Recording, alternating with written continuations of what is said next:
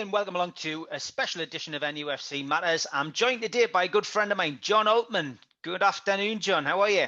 Hi, Steve. Good afternoon. Good to see you. Yeah, we haven't met for a while, have we? So it's great to see you again. Yeah. No, good to see you, John, and thanks for coming on and agreeing to do the podcast. And we're going to look back at your acting career and look at what you've been doing during lockdown. And it sounds as if you've been very productive on the music front, which we'll come to at the end of the interview. But first of all, John, just want to look back on where you were born, where were you brought up, first of all? Oh, well, I was born in Reading, Berkshire, not the Eastenders, most people think. And I lived in a little country village called Hurst, and I kind of came from a kind of, I suppose, middle class family, but we didn't have a lot of money, only got a couple of presents at Christmas, but we got by. My dad worked in the Bank of England, so we weren't rolling in it by any means. We never went abroad for holidays or anything like that. So, but it was a great upbringing. Half of it in the countryside, and the other half on the North Kent coast, not far from you, probably in the North Sea. In a place called Herne Bay.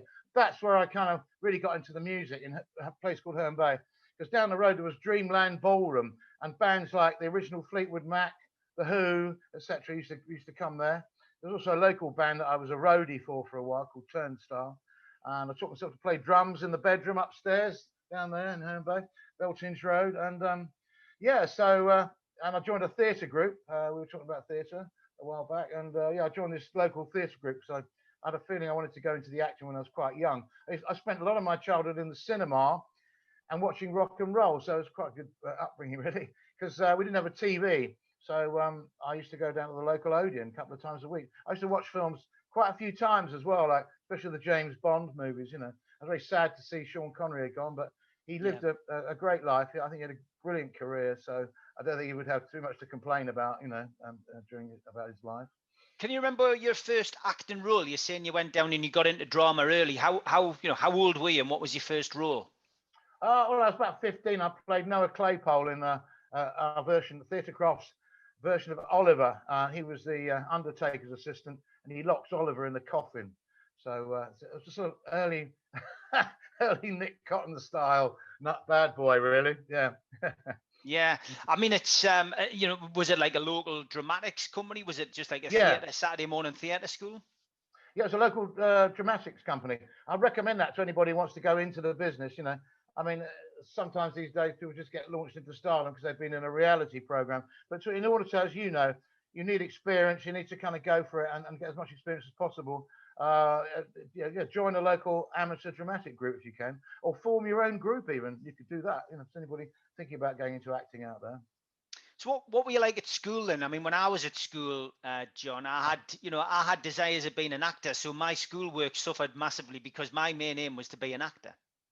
Yeah, I did a little bit of acting at school. Actually, I did the play Pygmalion at school in my latter years. I played Professor Higgins, and a couple of the quite attractive girls from a couple of forms above me said I was good. So I thought, oh, maybe I am then. I wasn't sure if I was, My mother said I was good, but I thought, oh, that's just because it's my mother saying that, But when these girls said it, I thought, maybe I do have something in it, some talent, back in those days. But school, what didn't like it. Well, in the latter years, like when I did that play, I enjoyed it, but I didn't enjoy it from the off, really. I didn't take to it. I got the slipper during my very early years of school in front of the whole school for saying bloody hell, I think it was, and had my mouth washed out with soap and water. Okay. Got the cane at another school for flooding out the headmaster's vegetable patch. So all in all, I found it a bit of a struggle. I used to muck about as well. Talking about the acting, there was one, I never liked maths very much. We had a teacher called D. Jones, and he was putting some maths on the board, and I found it so boring. And I can do the basics, I'm not an idiot. I can add up, take away, multiply, and divide. But when it came to that higher stuff of algebra and fifths of a fraction, and whatever, I don't know, all that stuff, I just couldn't take to it. Anyway, I decided I found these blood capsules, and I was sitting in the back row of this maths class. So I did it with, my mate sort of egged me on. I put it in my mouth, and I just I fell off the chair, hit the floor, and then all the blood started trickling out of my mouth. And of course, he was really worried about it. Oh my God, what's the matter with? Quickly, help! Everybody, help! And then I stood up and went, "It's all right, sir. just a joke. It's a blood capture. Right to the headmaster's office. So early acting role in the maths class, you know. Yeah. But anyway, yeah. But I mean, yeah. I went to art school a few years after school, and I really enjoyed that. It's because that was something I wanted to do, you know. Yeah, and my heart was. I did get the English prize at school, and I still got the prize, which was a dictionary, which I still got it up on the shelf there. It's got some words in there that they no longer would be putting in dictionaries. Wasn't they wouldn't be politically correct. I was looking through some of the old-fashioned words. You know. Yeah. I won't go into that right now, but yeah. So obviously, you go to art school. Were you still acting? Were you still performing and honing your craft, or did you put that to one side when you went to art school? Yeah, I put that to one side when I went to art school. The music was still hovering in my mind. There was a few bands used to play at art school, and I had the music I was thinking about when I was there too. But it was after art school, and I worked for an Arab oil sheikh on a country estate down in Buckinghamshire, doing a bit of security work, etc. That I decided during that year, I knew I wasn't going to do that for the rest of my life, but I decided to go for the acting. And as you may remember, I went to the Leeds Grand Theatre in Yorkshire. I rang all these theatres up. I couldn't go to drama school because I couldn't afford it. Didn't have the money for it. And so I thought I'd go into the business, and that's what I did. Worked as a stage manager, loaded the truck, swept the stage, and met lots of people in the business, obviously. So through working there, things sort of moved along. You know, I went to a rec theatre in Leicester. Then I joined a rock theatre group, and I toured Europe. And that's because I taught myself to play drums and guitar. And so to join that group, you needed to play an instrument. I didn't even plan to join them. I thought I'd be in Leicester for a year. But I had a bit of a jam with them. You know, we had a drink and a bit of a jam. And then at the end of the week, the director came up. He said, "Do you want to audition?" So I thought, oh, okay. I learned a couple of Beatles songs, actually, and went down to London and auditioned. And got the job, which was great. Leicester to Paris. That was a great leap. And what was that? And what was that production? Oh, we did two amazing shows. One was Dream of a Ridiculous Man, which probably most people haven't even heard of. It was written by a writer called Dostoevsky. And we did a version of Dracula as well. And there was loads of blood and live animals, and it was sexy. And there was you know, the kind of background was this rock band. We do all these big rock numbers. So we do the story, but it'd be interspersed with a lot of rock music. And yeah, it was very colourful and very different. Yeah, avant-garde, I suppose you call it. Yeah. You mentioned the Beatles there. Yeah, go on.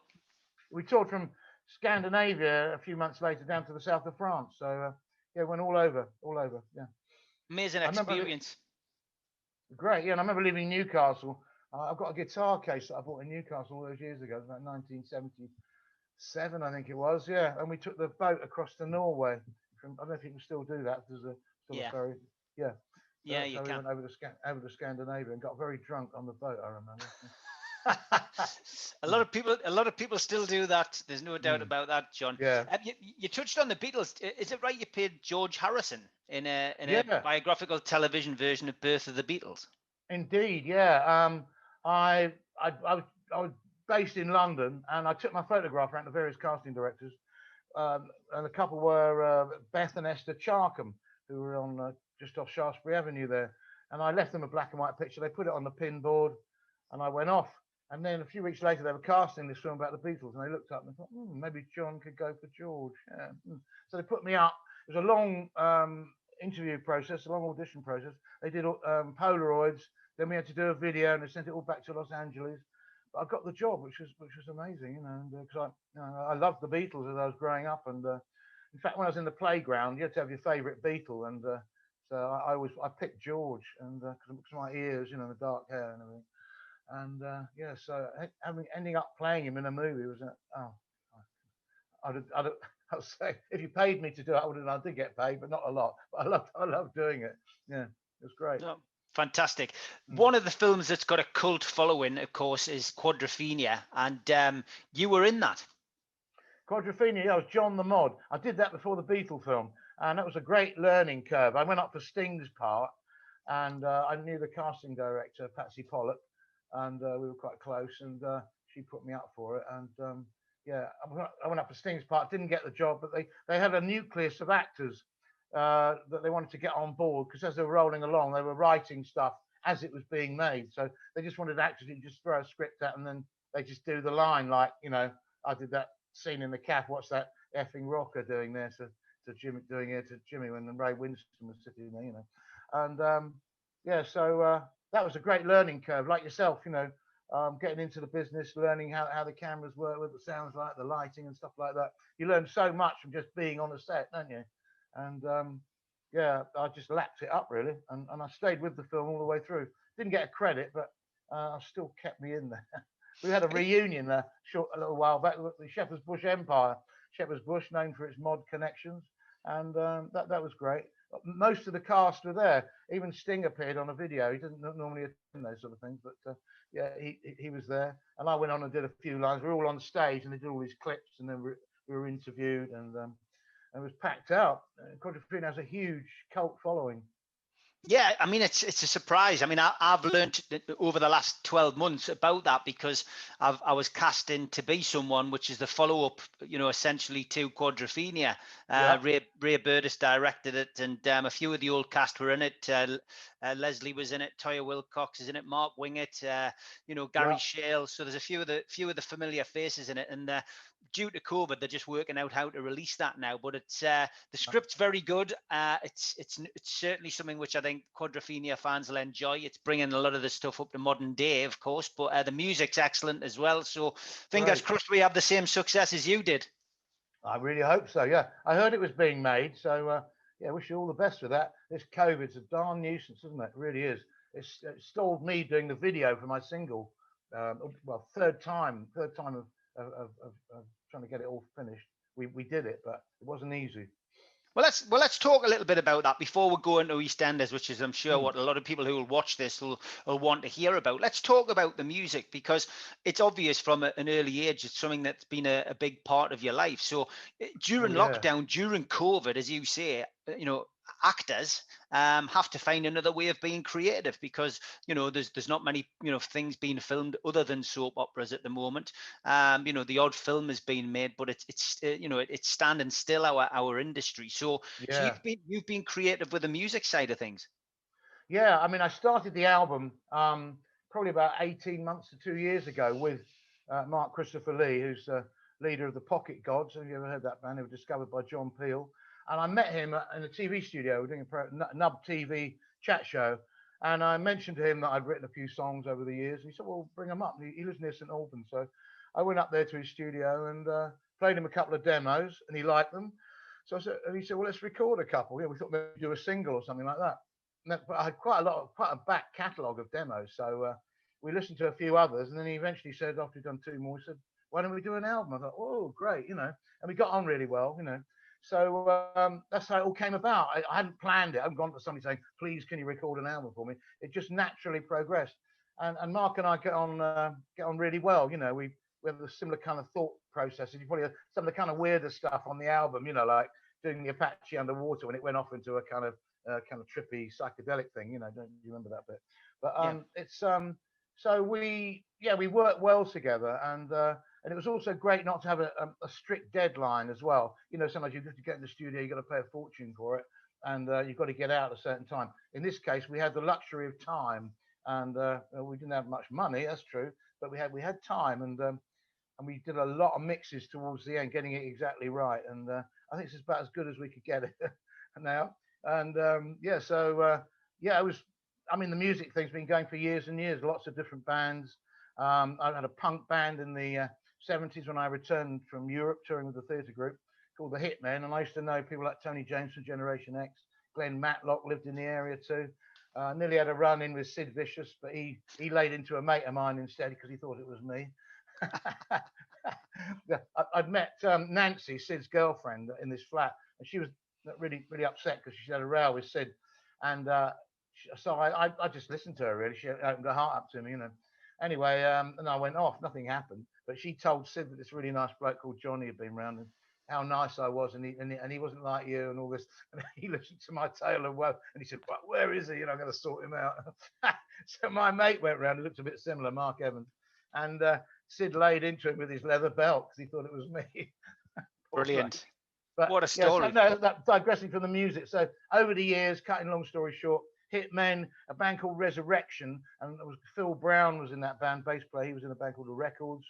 A guy called Brady from Dublin, who was in the Reckless Eric band, and we used to just play around all over the place. And a few of the tracks on there were written by Phil and Brady and myself.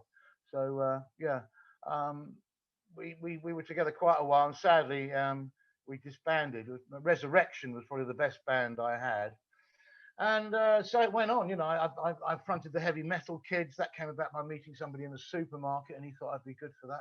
Funny enough, Gary Holton, who was in Quadrophenia, and of course Alvida Zane Pett and all the rest of it. The director, Frank Rodham of Quadrophenia, thought Gary and I looked a bit similar, you know, with the dark hair, and I was a lot slimmer in those days as well. And he thought we looked like brothers. So bizarre that I should be fronting the band that he once fronted. And so that was a good experience. And I've also worked with Joan of Arc, who were involved with the album, Shelley Walker and Laura Ozor, and yeah, Yeah, that's I how mean, it came out. Really, that's what sort of brings it up to today. And the album's "It's Never Too Late to Rock and Roll." The single's already out, "Hallucinating You," and yeah. I mean, I've listened to the album. There's something on there for everybody. I've got to point people in the direction of a few of my favorites. I really did like Bad Boy and Angel. I think it's got a really good feel to that. I love directing films. It wasn't what I was expecting at all when I listened to that one, and I do like Twisted Mind. But obviously, the title of the album, "Never Too Late to Rock and Roll," is a song on there entitled that, and that's a good one as well. But there's something for everybody, and I think the fact that you've managed to put this together, creatively over this period, is over the lockdown period, it says a lot, John. And it's something which maybe people who know you as an actor wouldn't have expected. A lot of people who know you just as a person, like I do, know that you're into your music, and you have been for a long time. But this would be quite a surprise, I think, to a lot of people who just know you as an actor. Exactly. And I always want to emphasize that it's not another soap actor doing an album of covers, which just every single album, every single track is original. I've written all the lyrics and some of the music. The newest ones, "Looking for the Love of My Life," which I wrote with Mark Christopher Lee. He gave me this track, instrumental. He said, "Can you put some lyrics to it?" This is how we work, quite well together. And so I took it away and just thought, what's the situation I'm in at the moment? Oh, yeah, I'm single. I'm looking to meet somebody, and looking for the love of my life, I suppose. So that's how it all came about, naturally. And so as I say, with the help of Shelley Walker and Samantha Walker and Laura Ozor and a few other people as well came in on it. A guy called Grey J did the harmonica on Bad Boy and Angel. Ennio Morricone had passed away, and I thought Bad Boy and Angel could have done. We went through a couple of changes, that track, and I know you liked it. And I thought, what can we? Oh, I know. Let's put some harmonica in it, 'cause that'd be perfect because of the atmospherics of it. It's all like set in the southern states of America, Texas, and all that, about a bad boy and a lovely girl, a good girl on the run. So yeah, putting that harmonica on really was the icing on the cake. No, I really enjoyed that. I mean, that's my kind of music. So that was my top three. I'm sure other people who get the album will have their own. Where can people get it, John? Where can people find this? All the main streaming outlets, which I think maybe you know all the names of them, don't you? Yeah, you can Amazon, get. Yeah. Spotify. I'm missing out a couple there. Can you think of? Yeah, you'll be able to get it on all the major downloads, I suppose, like iTunes and stuff like that. Yeah, all that. Yeah, worldwide. Yeah. So fantastic. As you say, it's quite a varied collection, and it's like an anthology almost of my life over the last 20 years. So you can tell there's some emotional stuff in there from relationships and my political opinion, Twisted Mind. I would dedicate that to the late Robert Mugabe, who completely single-handedly wrecked the country of Zimbabwe, which was one of the most beautiful breadbasket of Africa, murdered thousands of his people. There's still people like that in the world, unfortunately. So Twisted Mind was dedicated. So there's like, doing the Apache Underwater, it's almost like a sort of Beatles psychedelic track. So I think as a Christmas present, it'd be quite good for anybody, really. I think there's something for everyone, as you say. Yeah. Do you have a particular favorite track on there, John? Oh, of course, I'm prejudiced, really. I love them all. If I had to pick one, I guess the title track, yeah. Never too late to rock and roll. Yeah. Yeah, fantastic, great stuff. Well, anybody who wants to get that, we'll put the link down to all those various applications where you can download it, and well worth buying that, because it's or downloading it. It's a great album, well worth a listen, and I'm sure a lot of people will get a lot of pleasure out of that. Of course, most people watching this today will know, your main acting role, something you're known for, is. I don't want to get this wrong. I think it was about 20 years. I think you played Nick Cotton in EastEnders. Yeah, I could never work out exactly how many years Nick was in it for, because the program went from what 85.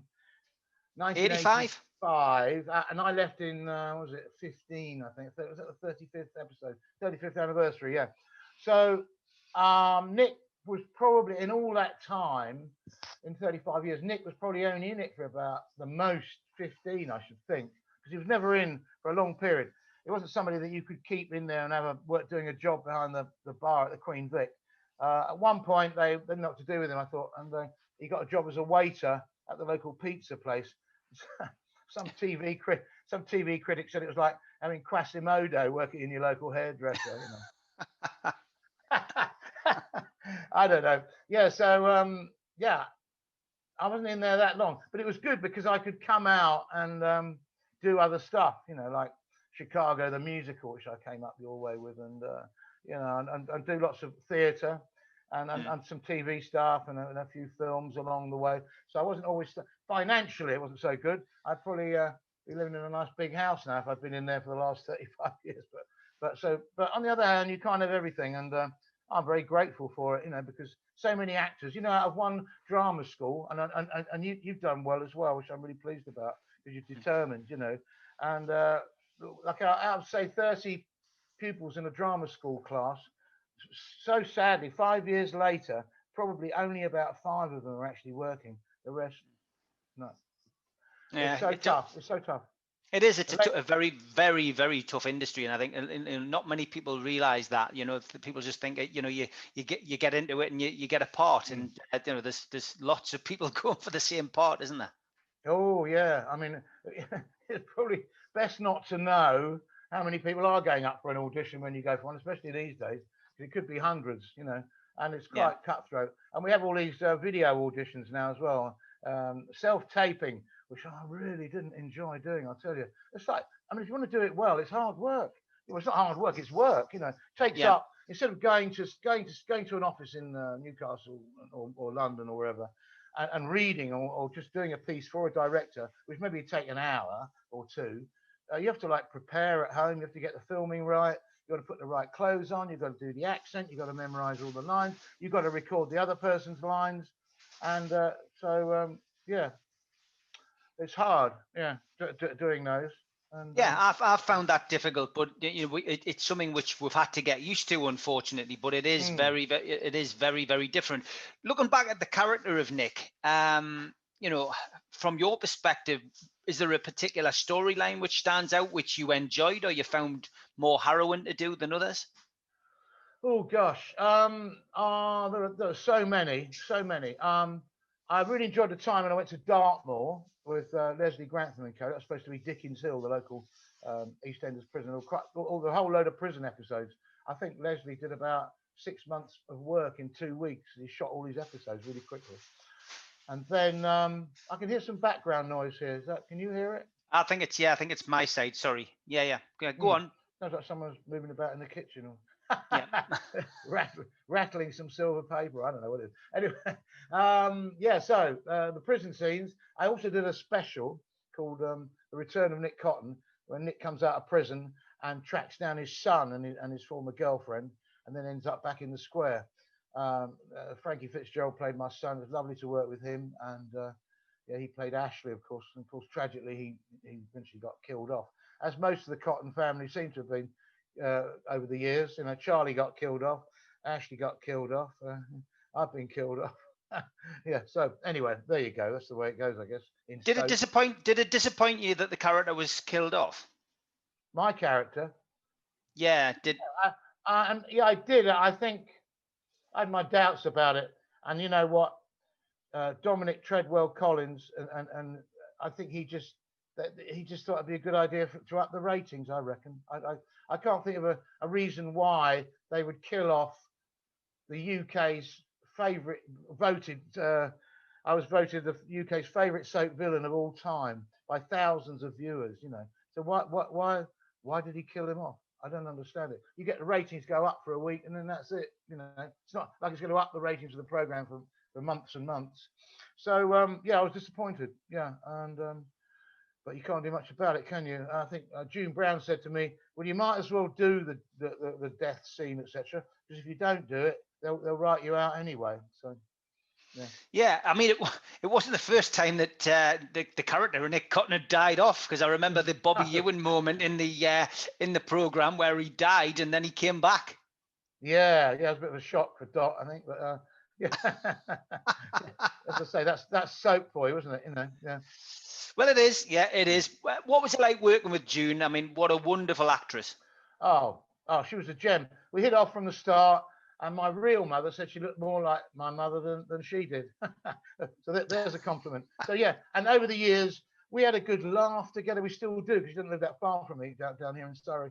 So, you know, over the years, we had such a good laugh, but we'd also make sure that we got everything right. You know, as if you're under-rehearsed, Steve, you know? It's all a horrible feeling, isn't it? Yeah. In front of the camera and you haven't had enough time to get something together with somebody. And so we always made time to go to her dressing room, have a cup of coffee, and a ciggy when I smoked. I don't smoke anymore, but she still does. And so we get together and go over the scenes before we actually got onto the set, because you know, working on a soap opera is so quick. I mean, I think Doctors is one of the quickest, apparently. I've heard it's just really fast, you know, and it's not very comfortable for an actor if you're not quite on it. So we always made sure our scenes we worked on thoroughly before we got out there, or we changed some of the dialogue to when we got the script. We didn't think it was quite right, because you get so many writers and some of them don't really know the characters as well as they should do, and they write lines that just don't, it just leaps off the page. You think, oh, Nick wouldn't say that, or Dot wouldn't say that. So we used to, if we got it in time, we could actually alter some of the script too. And therefore, when we went on set, I think you could see it. A bit like a great love affair in a way. Well, not really between us, but you know what I'm talking about. You can see the chemistry working between two actors, you know, and any good double act, Morecambe and Wise. Yeah. You know what I mean? Yeah. Yeah. Learning lines is something which is obviously essential for an actor. You know, did you ever find it difficult, or was it something that came easy to you? No, I found it quite hard at first. But what you find is doing something like the Eastenders, is that the more you do it, the brain's an amazing thing. It's like a muscle. It's like there's a guy who can memorize 2 pages of the telephone directory, you know. And so yeah, I found on the Eastenders at first it's a bit hard learning all those. You get 3 scripts every week put under your door. You learn one lot, another lot come in. So it speeds up, you know. By the time you're doing it for a few months, you can look at stuff for about 10 minutes more or less, know it, you know. But if you haven't done it for a while, it can be a bit rusty. My method is to read through whatever script it is, and digest it a few times, and then mark it up with a marker pen. And Wendy Richard, who played Pauline Fowler, she I don't think I was just marking my lines, I think, with a cross or something like that. She said, "Do it like this, John. You use the marker pen, and then you kind of use a card and you go down the script like that, and you go back up. See if you haven't remembered it, go back down again, and just work your way through a page. If you've done 1 page, you can do 100. You know, so yeah, I've had some pretty big things I've had to learn in my time. You know, like Bouncers, that play, the tour I did of that. We were on stage, 4 of us on stage. For 2 hours solid almost, wasn't it? Yeah. Yeah, major theatrical workout, playing 32 different characters each. Yeah. Yeah, you came up to Newcastle and spent a night on the door with me at C nightclub. You came up to look for your accommodation and came and did a night around Newcastle watching me on the door, which to be honest, I tell this story when I've done a few podcasts, and it always amazed me that the day that you were kind enough to offer tickets to me wife and me mother and me to come down and watch you in the play, as we approached the Sunderland Empire where you were putting the play on, you were actually standing on the door and people were walking past you. If you remember, people were walking past you and didn't realise it was you. No. Keep moving, keep moving. Yeah. Yep. All right. Sorry, sir. You can't come in here. Yeah, dressed like that. Yeah. Yeah. Funny. I've forgotten about that. Brilliant. No, Yeah. it was fantastic, but it was a big, I owe you a big, debt of gratitude. I know I've had to work myself, but I mean, that night out that we had with Chris Connell, of course, good Geordie actor who was in it. You were also in it with Nigel Pivaro, who played Terry Duckworth in Coronation Street. When we had the night out and conversation came up that I'd been an actor, you gave us some advice, and you and Chris Connell were both as good as your word. Chris got onto his agent, put me in as an extra, and I went along my merry way to do 6 years as an extra before going back to do a GCSE and then a performing arts degree, and then becoming a professional 8 years ago. So I owe you a thank you, John, for helping me on my way by a bit of advice. Yeah, I'm very glad to do it. Yeah, always am actually, because people did that for me back in the old days. Yeah, and yeah, I think if you love something, go for it. And believe in yourself too. Even if you get rejected, I got rejected a couple of weeks back. I was up for Little Voice, Ray Say, the manager. If you're familiar with it. Yeah. It's about, Jane Horrocks was in the film, and I think she did the theatre too. All about, for those who don't know it, about a young girl who listens to all her dad's old records, like Shirley Bassey and all those great old time singers, Lena Horne, and then she can actually sing it just like they did, and she goes to a club and starts singing. Everybody's completely blown away. So anyway, cut a long story short, it's a great play. Went up for it, but I thought I was in with a chance actually, but didn't happen. So there you go. Yeah, even at my stage, you can't guarantee you're going to get a job. Have you ever had any circumstances where old grannies have hit you with their umbrella in the street after your Nick Cotton role? Because we hear a lot about that, where the villain gets attacked for being nasty to one of their favourite characters. Any situations like that, John? I've had some verbal dressing down, like, oh, you're a wrong and you are, or some taxi driver. When we used to have the omnibus, he said, yeah, I watched the omnibus on a Sunday, trying to relax. When you come on the screen, I want to hurl my dinner at it. You ruined my Sunday lunch. All that kind of stuff. I think I got hit with a handbag in a bingo hall one time when I did it with a presentation, but I also got covered in pink lipstick by a few old ladies as well. So there you go. I must have had a few fans in there. They like the bad boys, obviously. You appeared in the first episode in '85. Are you surprised, that it's lasted as long as it has? I mean, Coronation Street, I think, is coming into its 60th year this year. Yeah. But Eastenders, was set up as the BBC's alternative, and it's stood the test of time, John. It has. I know. I'm amazed. And there's a few storylines that have been repeated over the years. You can only have so many, murders, robberies, and etc. But yeah, I think it's amazing. Now, I don't think we had any idea really, because before we did EastEnders, there was something called Albion Market that came out that was a soap, and that didn't do that well at all, and it disappeared. And then we did the EastEnders. I think it's because it was quite hard hitting, and I think it kind of shook people up. I thought, crikey, they're putting that on the screen, So that was the appeal in the beginning. I think I've said this before as well. The cast was a lot smaller than it is now. I don't think the ratings are quite as good as they used to be. Because I think when you had a smaller cast, you get to know people a bit better, and I think people like that. When you have a big, huge, great, I think there's over 50 characters in there at the moment, but I don't often watch it.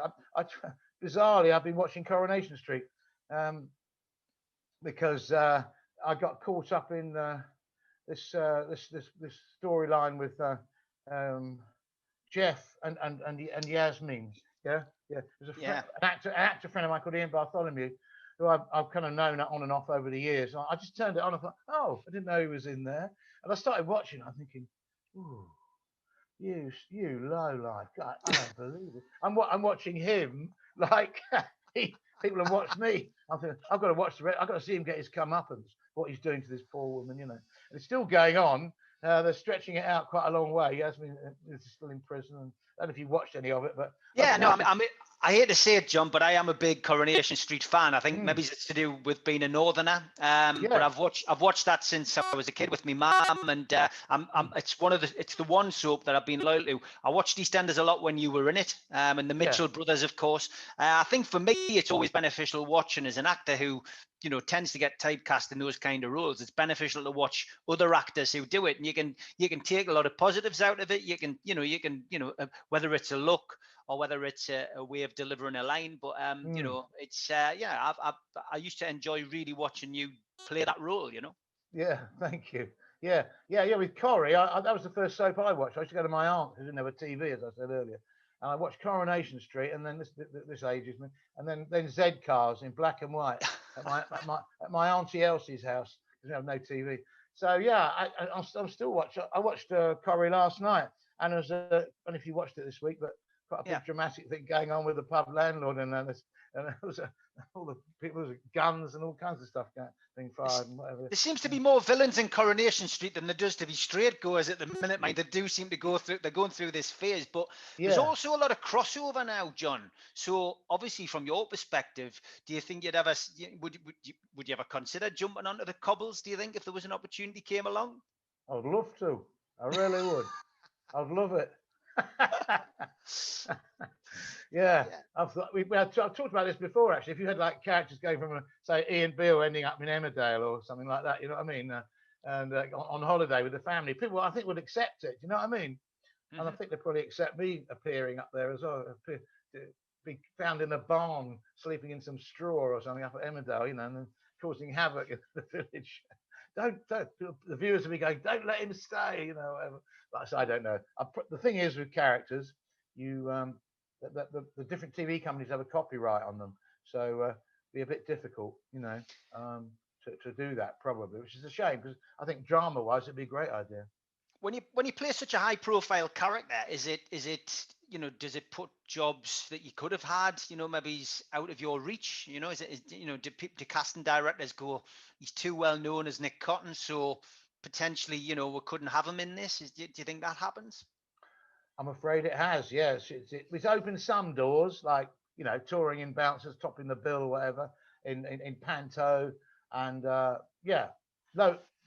it created a lot of work, but also shut a lot of doors. For example, I would never be considered for something like Downton Abbey, where I'm sure I could have played one of the below or upstairs, even, old boy. You know what I mean? Old chap, Yeah. So I could have done anything in that, but no, they wouldn't. No. And there is an attitude. I suppose it's part of the British sort of type of the social structure, the class structure we have in England. Of thinking, he or she is a soap actor. We can't. I don't. Actually, somebody actually said that to a casting director, and I said, I don't want any soap actors in this film. Thank you. What an insult. You know what I mean? Because I think there are performances, not by everybody in soap. Some people just playing themselves, but there's some great performances turned in a very short space of time. Very poignant, dramatic moments. People crying, and really. I've watched some soaps and been really moved. And so yeah, I think it's a disgrace that anybody could have an attitude like that about a soap actor. Anyway, I guess it's their problem, So I think it's just as good as any other, just a different medium, Yeah. What do you prefer, John? Do you prefer TV or stage? Film. Well, people always ask me which I like, so neither of those. Sorry. Yeah, I film. If I had to have a choice, film I love the most, because well, you move around quite a lot, lots of different locations, and I love swanning about in a period costume, which I've done in the past, and also you spend a bit of time. It's like the same with the album. We had time to listen to it, bring the drums up, bring the vocals out a bit more, make it sound right. I've listened to enough music over the years. So with film, as you know, I mean, even on a low budget movie, they take a bit more time than they do with a soap, or with a soap, basically. The soap's so fast. I mean, you shoot 7 scenes for a soap in the morning. On a movie, you might do 2 or 3 in a day, as you know. So yeah, that's why I love it. And also, I think it must be something to do with growing up in the local cinema. First film I ever saw was The Magnificent Seven, on my own. My mother gave me 2 shillings, which covered a seat in the stalls and a bag of sweets. And that was an amazing little sort of event in my life. Yeah, and I watched that film probably about, I don't know how many times, I lost track. Yeah, but yeah, so good stuff. One last plug for the album, John, which you've been working on. It's called Never Too Late to Rock and Roll, and Johnny Altman is the name that you have on the album, and people can get that as always from all the download sites, etc., iTunes and the likes. We will put the links down below. But John, been an absolute pleasure to catch back up with you, mate. I hope you stay safe and look forward, hopefully, to working with you one day on set. You never know. Yeah, you never know. You never know. The album's out on will be out on the 20th of November. So yeah. Great stuff. Thanks for your time, John. Great to see you again, and all the best. Take care. Bye-bye.